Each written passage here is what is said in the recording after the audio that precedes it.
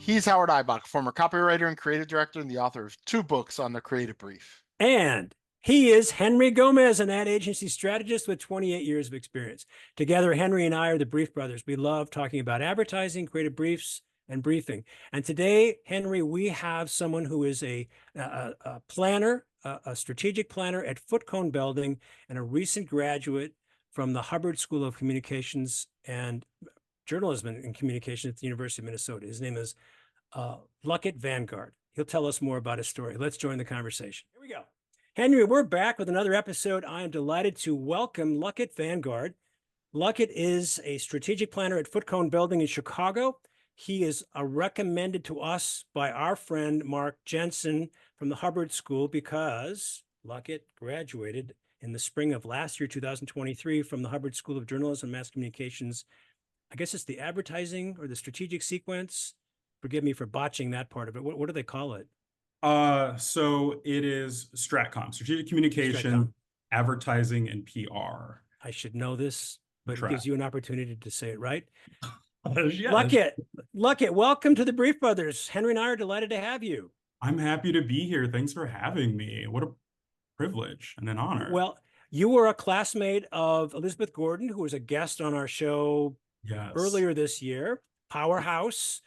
A powerhouse at Silverstein, Goodby Silverstein and Partners out in San Francisco. Yes. So you guys are going to be running the world here one of these days. Rest of the world, beware. Here they come. Good stuff. Luckett and I had a chance to have one of these pre-episode chats, and I decided, as a result of that he is absolutely a candidate to be an honorary Brief Brother because. Oh. I mean, almost all of the guests we've ever had love talking about briefs, but Luckett and I think today with Henry, we could just talk for hours. This man loves briefs. He loves strategy. He loves advertising. So I think this is going to be a lively conversation. So I'm really excited to have you on and to kind of continue where we left off. I don't remember exactly where we left off. I just know that we had to stop. We just kind of had to stop because I like to chat. We were going and going and going. It's like, wait, let's save this for the actual episode. And now you're here. So we traditionally like to get a little background from our guests before we get into the nuts and bolts of what you're doing now. You are, like you said before, a recent grad. But when you and I were talking in this pre-episode chat, you were sharing with me, how you found your way to the program. And I think that's fascinating. So give us the backstory. How did you get to where you're going? Of course. Interest.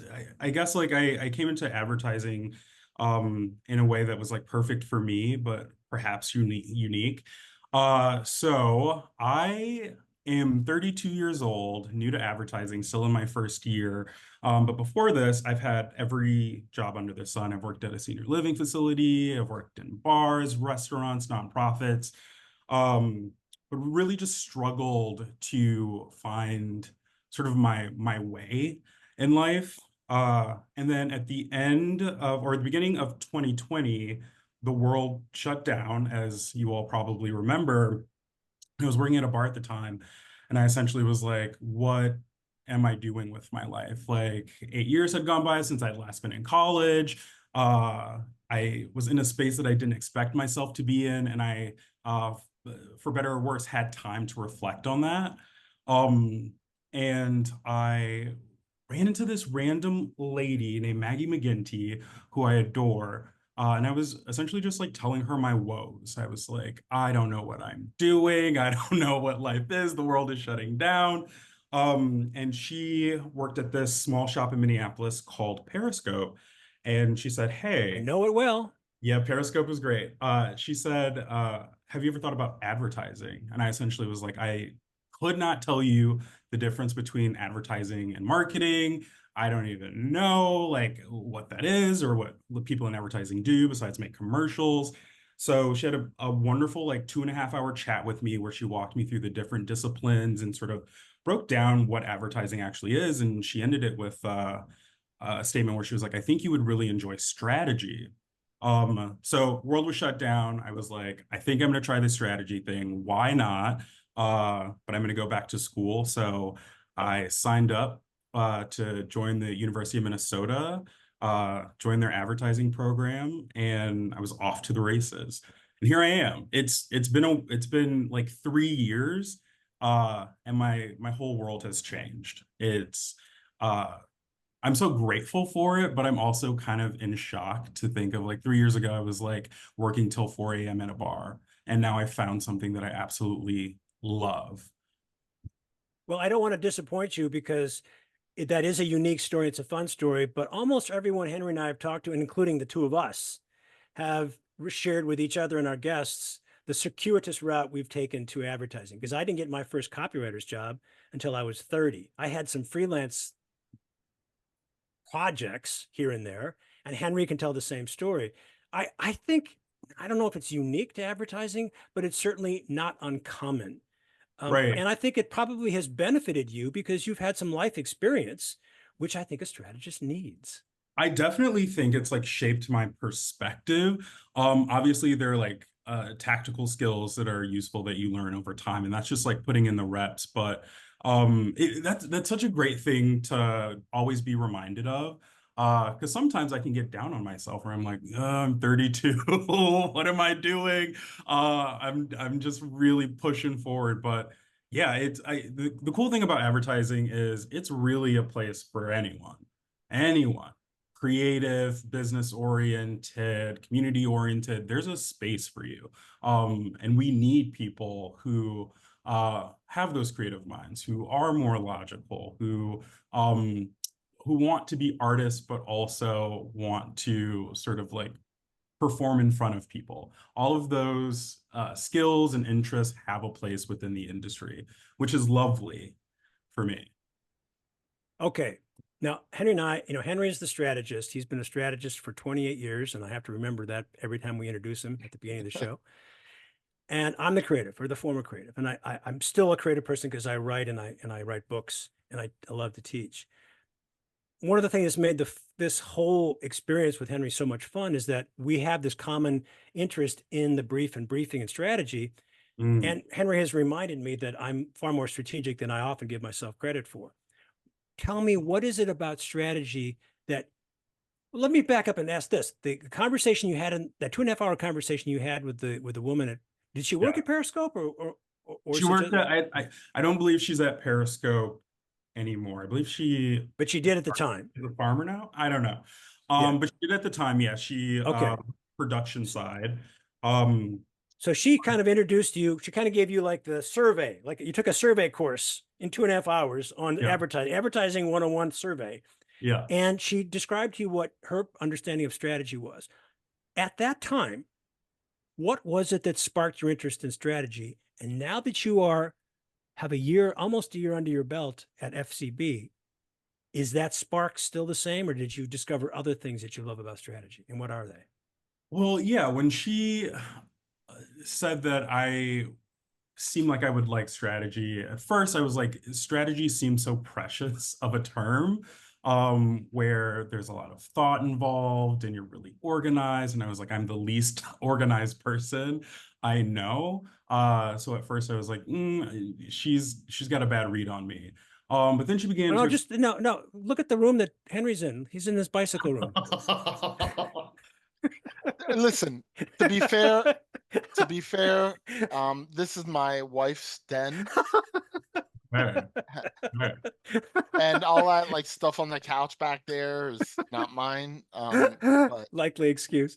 But I will say, certainly if you want to be in account management, you have to be very organized, and to be in strategy, only you have to be able to organize your disorganized thoughts.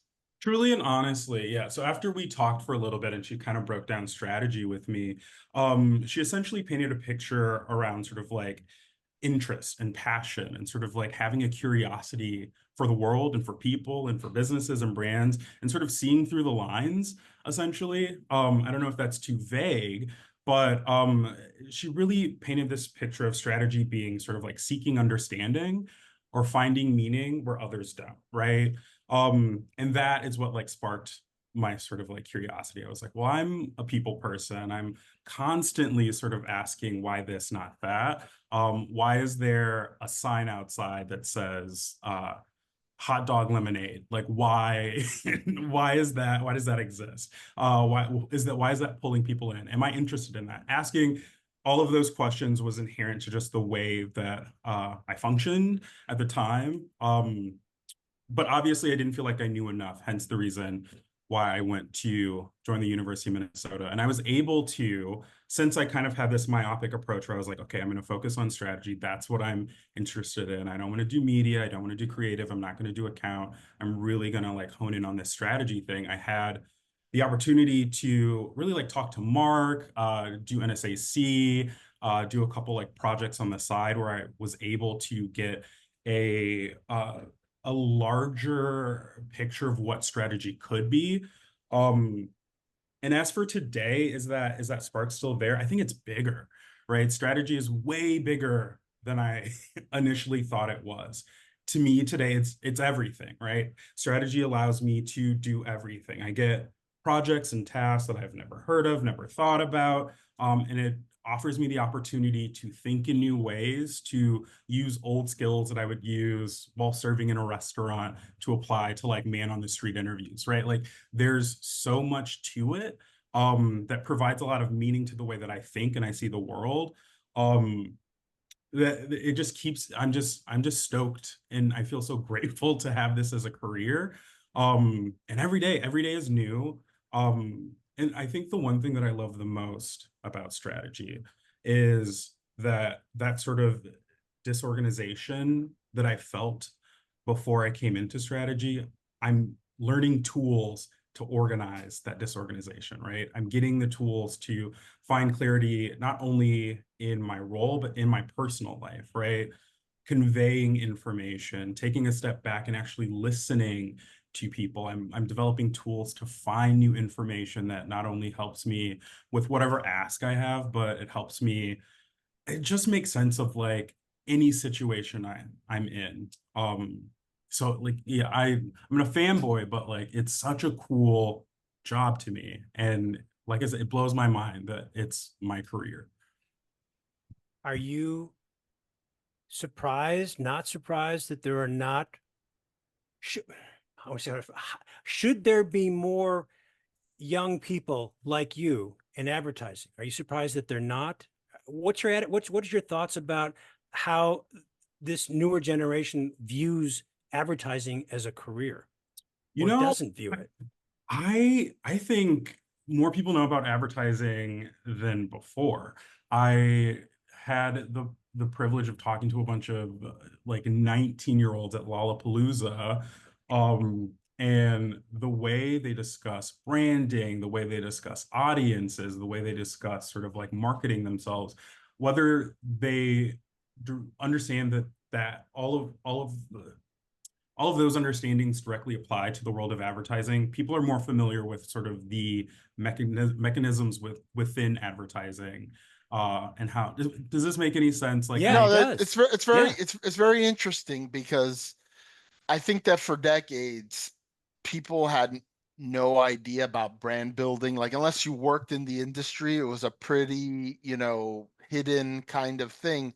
But as we've moved into an era where everybody's promoting something, they're out there with social media, they're promoting mhm. themselves, they're intuitively they're like trying to figure out, well, how do I catch people's eyeballs? How can I get their attention? How could I, everybody wants to be an influencer, but that takes like, a little bit of, it's not just luck. You have to say, okay, I tried this message and it got this much engagement. I did this other thing and it got this much more. So I'm going to keep doing that and see how.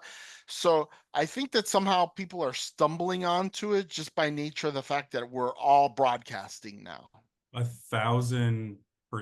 And for me, it feels like there are a lot of younger people in advertising. I work with a bunch of people in their 20s. I'm in my 30s. So it Old feels, man. I'm sorry. Old man. Ooh, gather round. Yeah, yeah. I'm like, have you heard of MySpace? They're like, no. But I feel like there's like a good mix of ages within the agency I work at. FCB is massive, right? There's like 700 of us in one building. So there's a good mix of people present. Um, what does the industry look like overall? I couldn't tell you, right? I've run into a ton of kids that were in advertising programs that were also like 18, 19, 20 when I was in college. So it seems like there are a ton of people who are working towards coming into the industry. And also, like we said earlier, people stumble into it. So I think a little life experience does help, but I also think those young perspectives are so needed. Do you agree with a number of oldsters out there, people in, my age and Henry's age, who say that the best work is behind us, that we're not, there's not as much good work out there as there used to be? You know, I I don't think I'll ever agree with that statement. It feels like when someone's like, "Oh, the TV shows back in the 90s were the heyday. The TV shows back in this," there I think there's an appreciation for any form of content or anything that you're closer to, that you have time to establish a connection with. Um, and the world is changing, right? So what I determine is good, people may agree with now, but in 10 years from now, my opinion might not be aligned with the masses, right? So I think it's all subjective. Uh, and the best work, I think there's great work behind us, but I think there's great work in front of us. Talk about Heinz for a second. That they did a crazy moving from sort of kind of like just promoting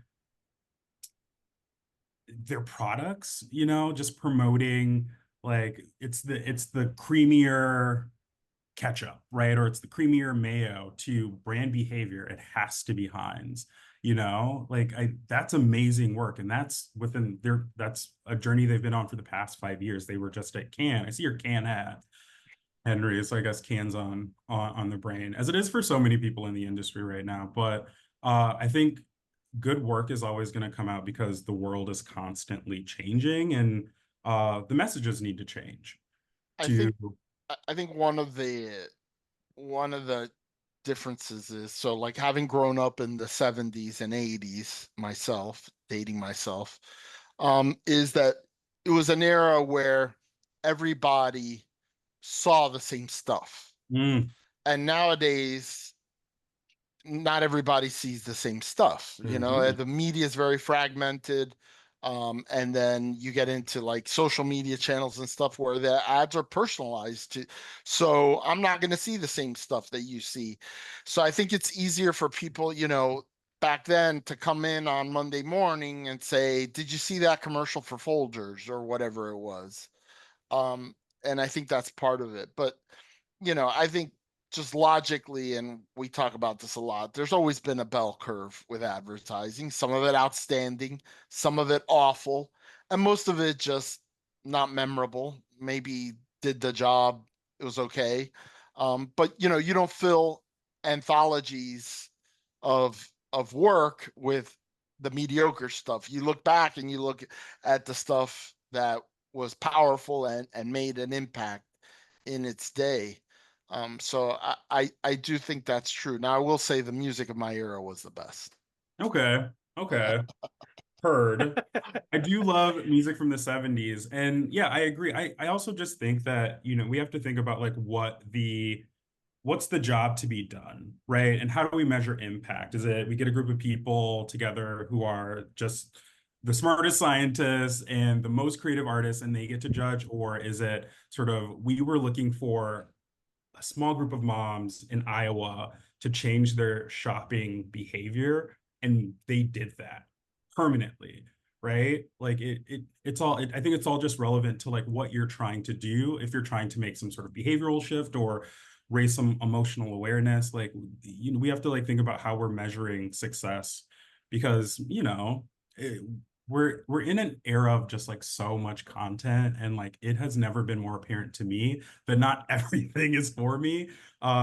and I'm like scrolling through my feed, and like the one thing I think this industry has given me is the perspective shift to be like, it's not bad, it's not for me, right? It's not bad, it's not for me, right? So I'll scroll through things and I'll say like, this seems a little cheesy, but like maybe that's the point. Maybe Yeah. that's what. And Try that's a great judging, try judging the Nebraska Addies, like I did. There's a lot of like agricultural stuff. It was pretty eye-opening, but it's a good, humbling to remember, you're not the target. I mean, that's Yeah. one of the maxims that as a strategist, I try to impress it upon people I've mentored and also the creatives I work with, is like, remember, you are not the target. Yeah. Very, very, very rarely does the target in a brief refer to you. Like, are you part of that group? Yeah. And that's what's so interesting about taste, right? We have like our own personal sense of taste, but stepping outside of that to get into the skin and the shoes of another person to try to figure out what their taste is so difficult. It's so much fun to try to do, but you can really miss the mark because I think those internal biases of our own taste can sneak in there. I like luckily I work with just people I find to be genius and lovely. When I bring work forward, they're kind of like, this is cool, but not in line with what we're doing. And having those reps, they're so important for me, especially this early in my career, just to make sure that I'm getting outside of like my own internal biases that I'm not aware of, right? Like I don't always see them. So having a team around me that sees them and can point them out helps me so much. Let's talk about your team for a minute, Luckett. What has it been like now working with, and how have you established a relationship with your creatives, the creatives that you work and that you brief? What's that been like? Oh, it's phenomenal. I just have such a deep appreciation for the people I work with, creatives, our account people, our production people. Uh, just I think everyone understands that what we're doing is a team sport. It is not, we're not going against each other, we're going against a problem. We're working towards one singular solution. And that's been really nice for me, right? Because I think early on it was pretty hard for me to speak up because I think initially my thought was, oh, these people have so much experience. I have this idea. I don't know if this is going in the right direction, but these people know better, right? Like everyone in the room knows better. And my team has made it very clear to me that, if you have an idea, if you have an opinion, you need to share it, right? And that, I mean, what a gift that has been. But also like another thing is like I just work with people. I think like these are just people. I see them every day. Everyone wants to get along. We're all a little like kooky goofy, so it's really easy to sort of like not talk shop and sort of like meet as people during the workday. And then when we have to sort of like lock in, we're able to share a language. But more importantly, I think we share the same hunger to get to the finish line together. Yeah, my experience has always been when I was sitting down with my art director partner when I was concepting, most of the time we did not talk shop. We did not talk about the problem. We were thinking in the background. Yep. Our brains were working in the background, but we were just shooting the breeze and we were getting work done. Now, if someone was sitting in the room with us, like a fly on the wall, they'd say, "What the fuck are you guys talking about? You're wasting time." And no, we're not wasting time. It's just the way the process works. You Yeah. throw an idea around for a little bit, and then it's like, okay, that's not working, or we're thinking about it, and then it's like, yeah, so, did you get those new curtains for the bedroom? It's like, oh well, and I got to take the dog to the vet, and it's like, and then you come back to it. But that's, I've shared the story with Henry. One of my first jobs in a tiny shop in Milwaukee, I was just the copywriter, one of two, maybe three. And all the offices had glass walls, so people could walk down the hall and you just look in and see what you're doing. And I couldn't really function unless my feet were up on the desk. So I had a pad of paper and I was jotting down. This is before we all had computers. So I was just concepting. And my creative director came into me and said, I understand what you're doing. So I'm just letting you know that there are people who are complaining that you're not doing anything because your feet are up on the desk. They didn't get it. Yeah. So it's a little side note to point out that how you build that rapport amongst your team doesn't mean you're always talking about the problem all the time. It's about, Henry and I talk about the importance of building trust with a team. I didn't put my part of feet it. on the desk, but I got reprimanded for wearing shorts once. Yeah, I think that's like such an important thing to talk about. I think another fear I had coming into FCB, it being this huge, huge agency in the John Hancock. It was like it's my first like professional gig. And my concern the whole time was, am I professional enough? Right. I've worked in front of people in these casual settings my entire life. Like, am I going to fit in? Am I going to be disruptive? And that lasted all of like 2 or 3 months, right? Where I slowly began to understand that I think I had this idea of professionalism and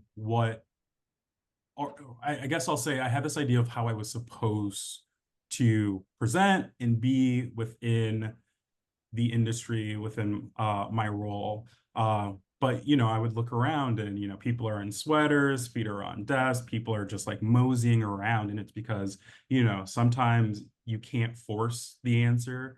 You have to let it come, right? And everyone has a different working style. I think I know what the problem was for you, Luckett. I can recall thinking my whole history working in ad agencies, and I don't think I can even count one other person who wore mustache wax. So Yeah, I mean, like, who would accept anyone who has to wear who has twirled mustache? Like, what was the name of that character in The Great Race? Jack Lemmon played Professor Fate.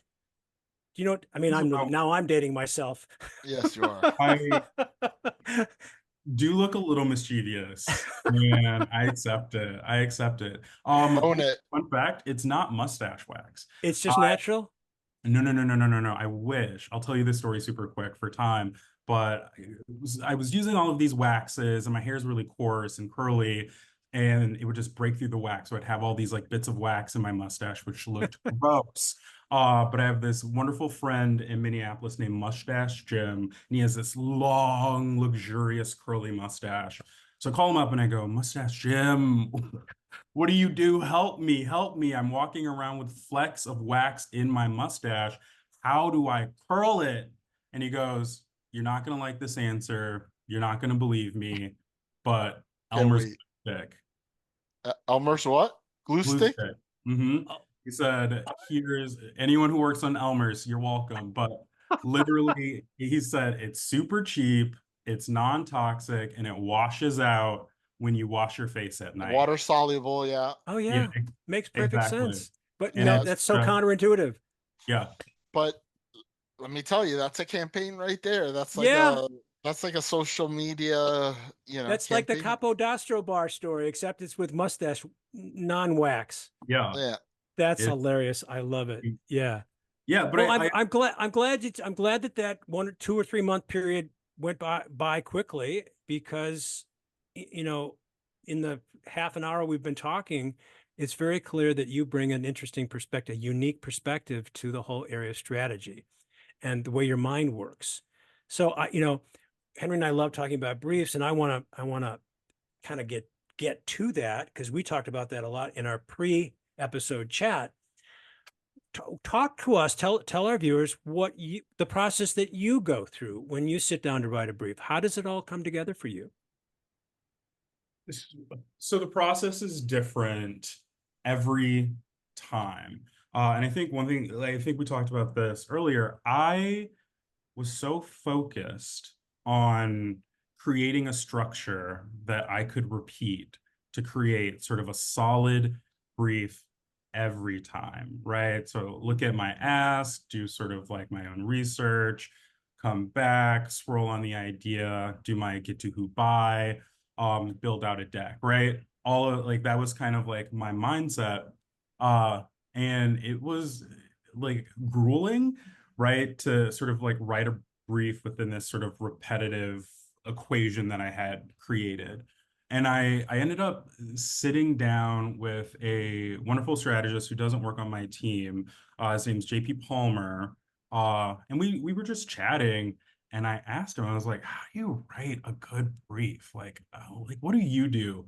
And he essentially just said, you know, there's no way to do it. There's no right brief, right? He said it can be a paragraph. That's the brief. It can be a 50-slide deck if you need it to be. It can be literally anything that gets that point across and inspires. That's your brief. And it completely changed the way that I approach writing briefs. I still like have a structure that I'm comfortable with, but I think I've given myself a little grace to be a little more flexible on how I approach each ask. And I also have a team I work with. My manager is this lovely lady named Cassandra Smith, and she and I share this sort of a sense of exuberance. We just like externally process and build based on sort of like what we talk through, which is super useful to me. So I mean, I don't want to interrupt. Go ahead. If you have an additional thought. oh no, I was just saying like as of today, once again, in my first year, I don't have one singular way to write a good brief. I just chip away at sort of the marble until I get something that I'm like, oh, this is it. I love that analogy. I love that's the old Michelangelo story. I love that. The Mm-hmm. art is there. His job is to chip away everything that doesn't matter. Mm-hmm. That's his story. So now, as a non-strategist, although I, to live up to Henry's description that I'm a strategic creative, but as a non-practicing strategist, I've written a handful of briefs in my career, but I'm not a brief writer. I'm the guy who reads the briefs. It seems to me that if you've come to this realization within 14 months of graduation, you've learned an incredibly powerful lesson in a very short time. Henry, would you agree? Yeah, absolutely. I mean, listen, I just want to go back and reiterate about there's more than one way to skin a cat when Mm-hmm. writing a brief. And the other thing that we've talked a lot about, Howard, is a strategist's most visible work product is a brief, but it's not the only work product that we have, right? In fact, I've mentioned many times, I spend very little time actually writing a brief. Over the course of a year, there's 2,000 basically labor hours in a year for most people. And of that, I don't know, I spend maybe 40 hours writing a brief. Like it's not that much time, but everything else I do is kind of contributing to the thought process for the moment that I'm actually going to sit down and write a brief. I'm looking at I'm looking at focus group research, and I'm in that back room eating M&Ms. All that's going into the mill. That's eventually going to come out somewhere in a brief. I'm looking at industry data. Fucking around on YouTube, looking at latest industry content, whatever. That all goes into the actual, at the end, the brief is a product of your mind. And so feeding your mind constantly with stuff that could potentially come out at the moment of truth is a big part of it.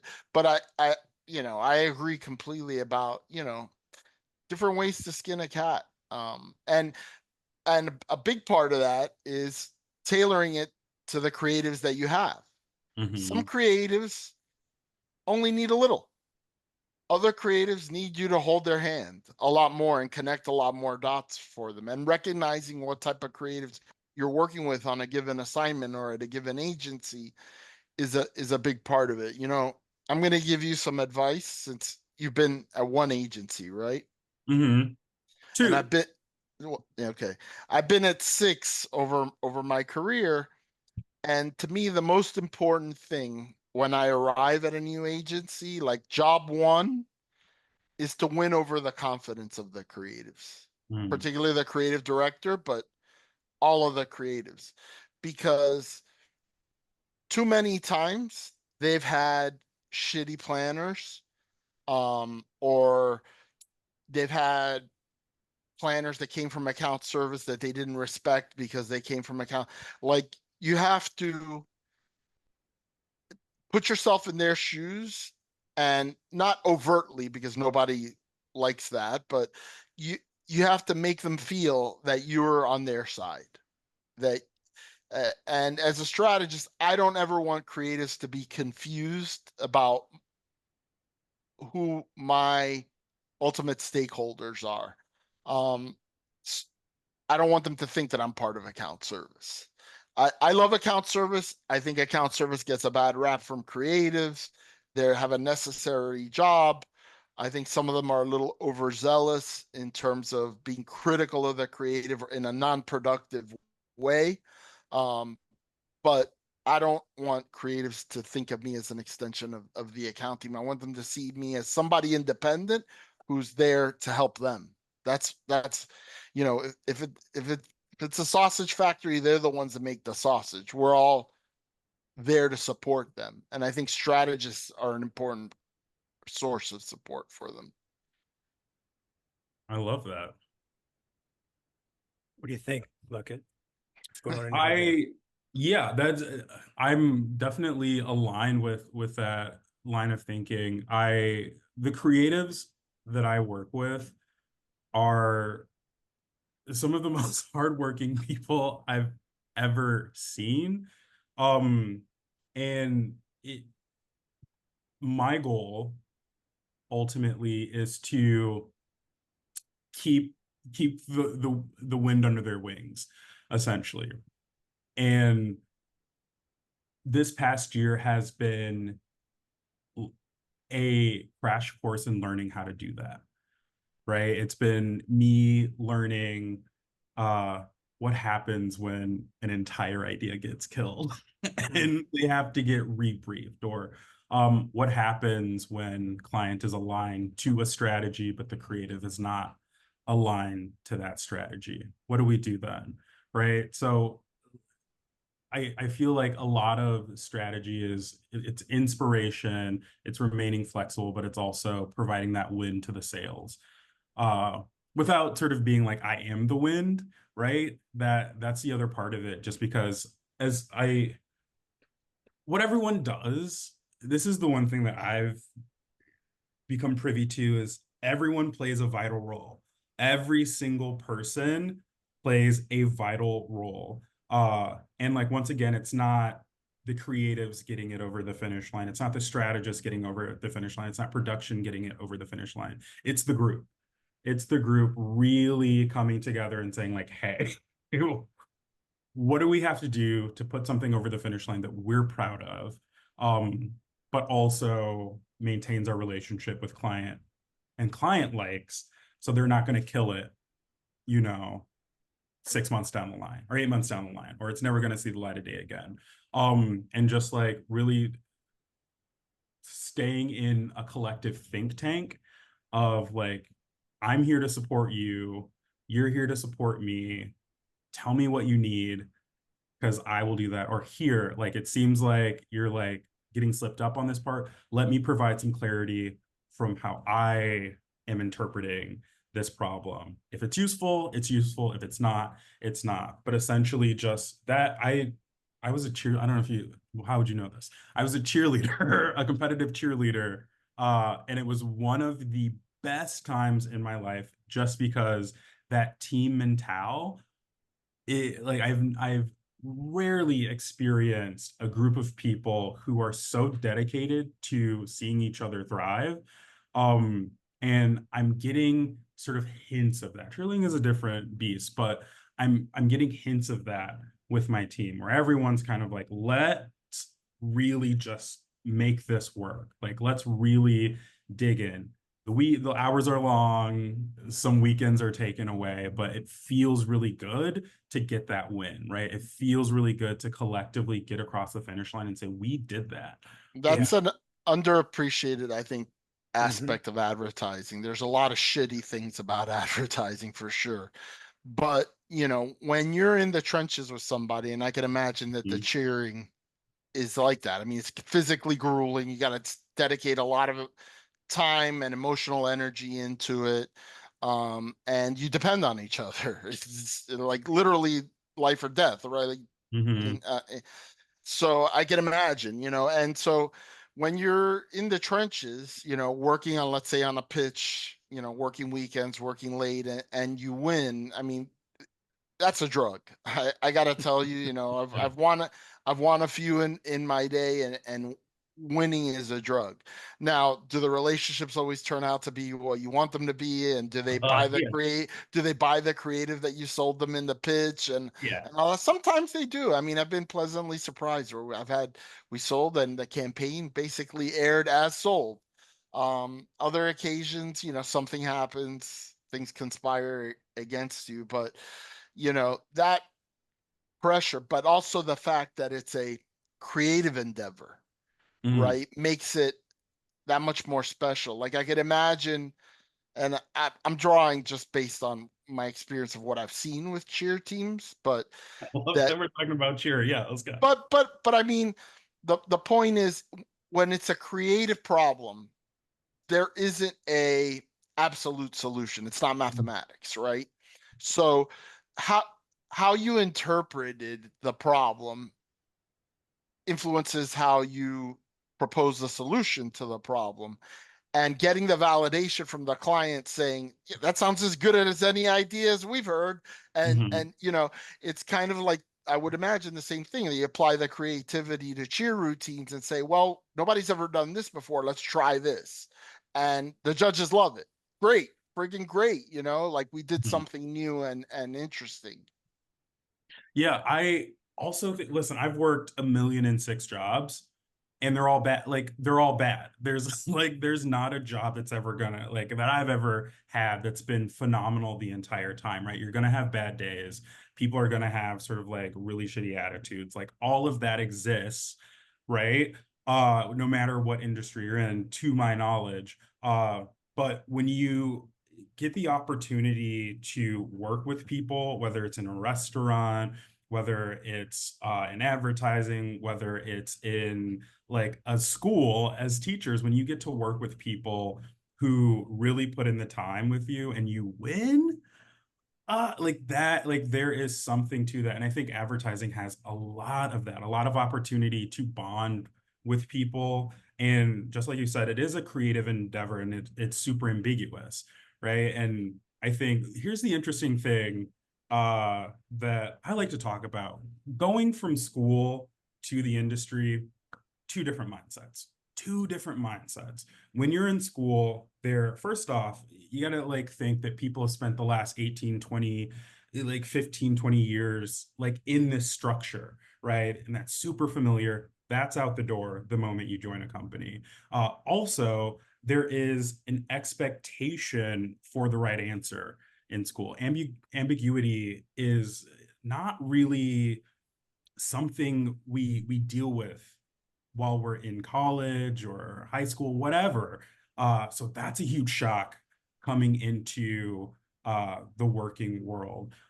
So having a group of people that can like help guide you through that ambiguity and sort of having a team that says like, hey, there's no structure. I know you're used to sort of like, if you do this, you'll get an A. If you do this, you'll get a B. But in this job, in this group, we're all just going to try our best and do what we think is right. And I think the people that you work with really make it worthwhile because you're a lot of times you're shooting in the dark, and that's Let me pivot here to getting your advice, or having you offer advice to some of our viewers. oh, You may know that I do a lot of training of marketers. Those are the primary people who attend the workshops that I teach on my own and through the Association of National Advertisers. They want to write creative briefs. They want to know how to do it better. And I often get all kinds of questions. You know, how do you write this part of the brief? How do you answer this question? When you write a brief, regardless of what template you use, whether you write a paragraph or you have a 15-page or 50-page slide, whatever it is, what would you say is the hardest part of the brief to write? Maybe it's a question, and I don't know what format you use.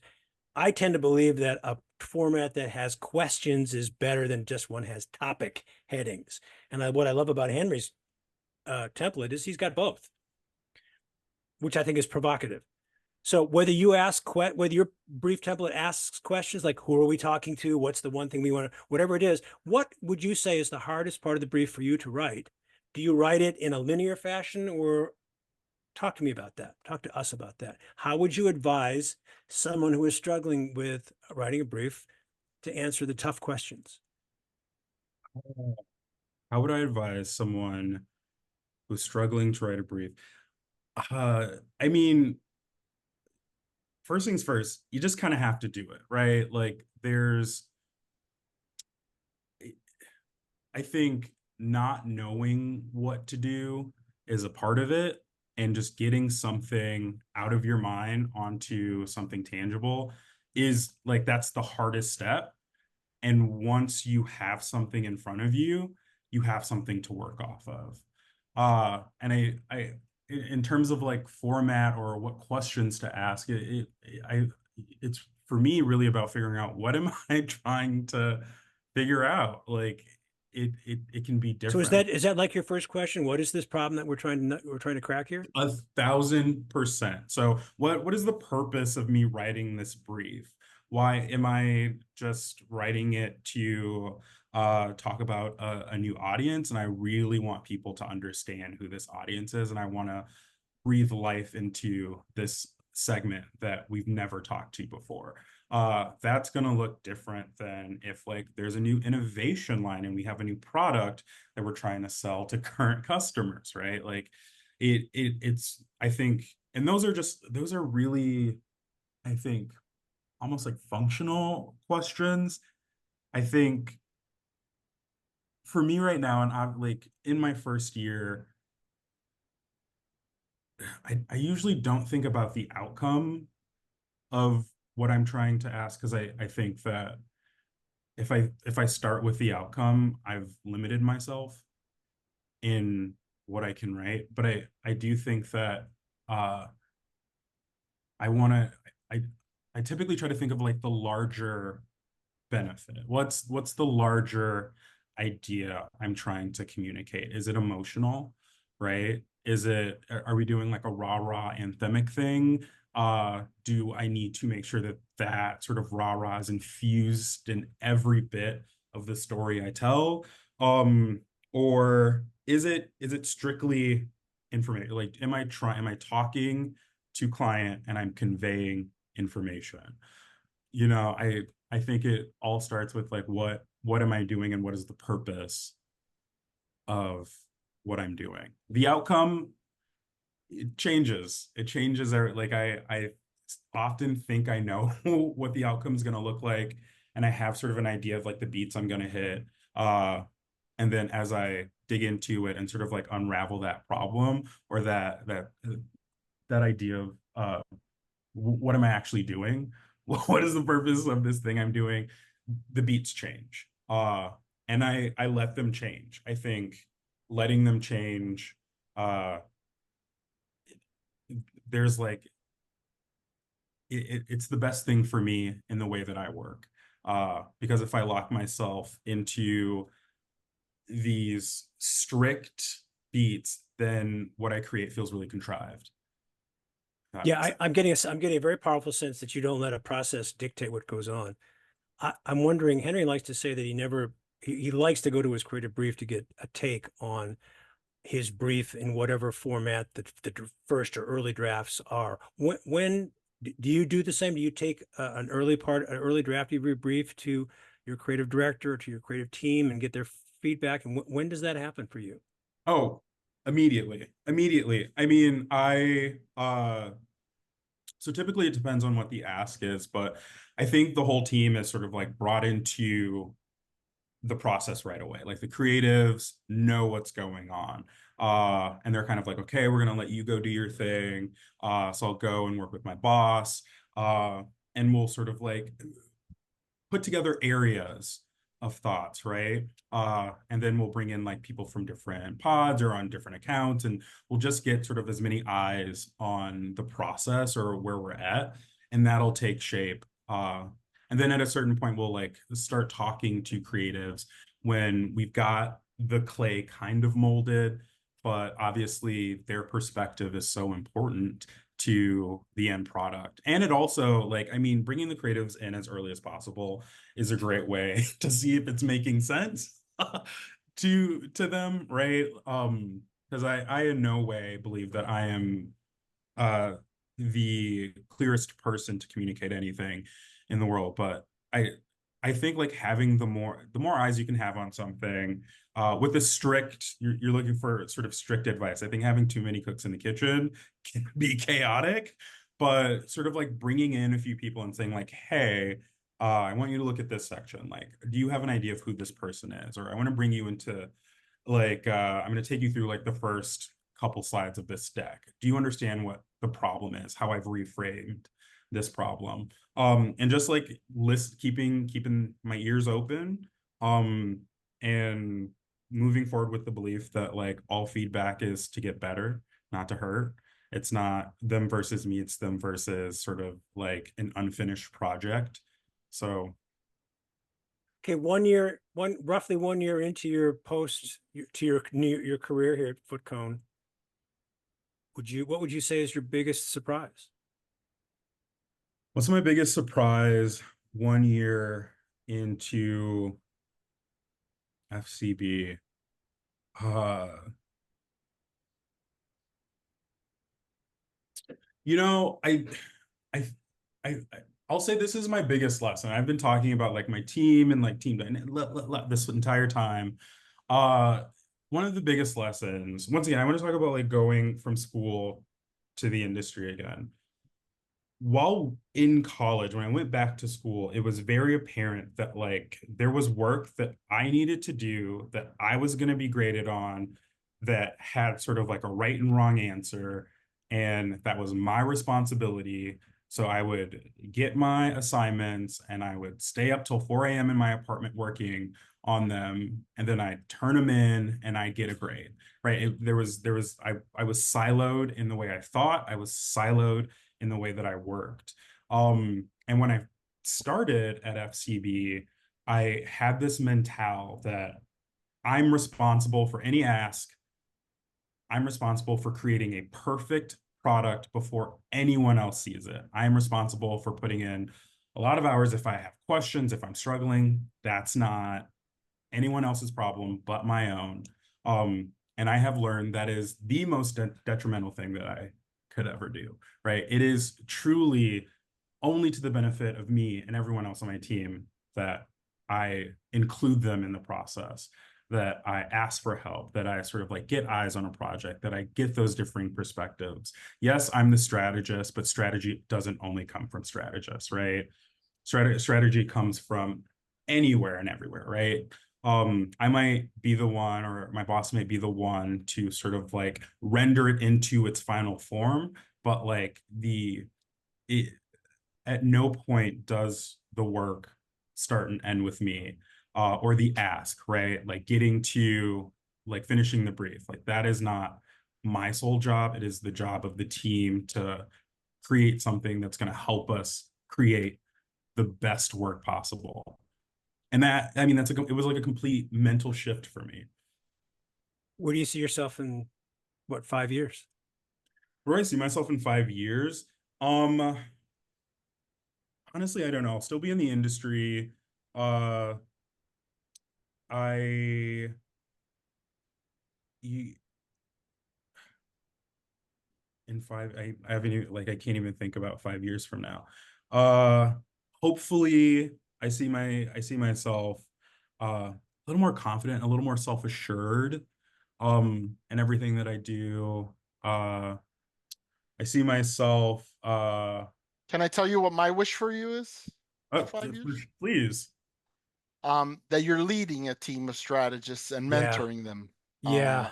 And that you're not the one that's working 80 hours a week, but that you're collecting a good salary for leading that team. Yeah, Here, listen, here. I agree with that. I'm so impressed just with the way you think, your self-awareness, which I think is a testimony to all the experience, all the millions of jobs you hated that you put yourself through to get to where you are today. And it's the sad truth about our industry is that, in 10 to 20 years, you're going to age yourself out. When you get to 50, all of a sudden, you're a liability because yeah. I'm still in it. Yeah, I know. There are exceptions. There are exceptions, but that's just the way our industry's ageist. It's a sad truth. When you get to that point where you can crank out the work like this because your mind yeah. is so well trained, they don't want you. And that's my wish for you in 5 years. My wish for you in Yeah. 10 years is that you'd be making lucrative money on the client side. Yeah. Yeah. No, between I you, go Oh, ahead. I was gonna say that what feels really cool about what I'm doing right now is it feels applicable across industries. It Yes. feels It's like about thinking. yeah, I was just saying yesterday that like I've never been so deep in the inner workings of a business in my life, and I love it. I love it. That's You know, evident. yeah, It's evident. and like maybe I will be client side 10 years down the line. Maybe I will be leading a team. Who knows? Maybe I'll be a farmer. I don't know, there's no right place to be in 10 years. I'm taking it day by day, and I'm just grateful that like today I'm doing something that feels really like rewarding and enriching, and it's like a little stressful because I don't feel as good as I feel like I can be better. You know what I mean? But also it's not been a year yet. So It's a Well, learning curve. yeah, and yeah. compare that to the person who goes out on the stage to perform and who's nervous. I trust someone who's nervous. If you're not nervous, you probably don't care very much. Yeah. So your anxiety or your stress or whatever it is that you want to use to describe that feeling that you have, use it to your advantage. Luckett Vanguard, it has been a joy to take a tour of your brain Oh, and your thank thinking. And Henry and I are really grateful that you could join us today. Thanks for being part of the Brief Brothers. Good stuff, Henry. Good stuff, Howard. He's Henry Gomez. He's Howard Ibach, and together we're the Brief Brothers. Till next time. Bye-bye.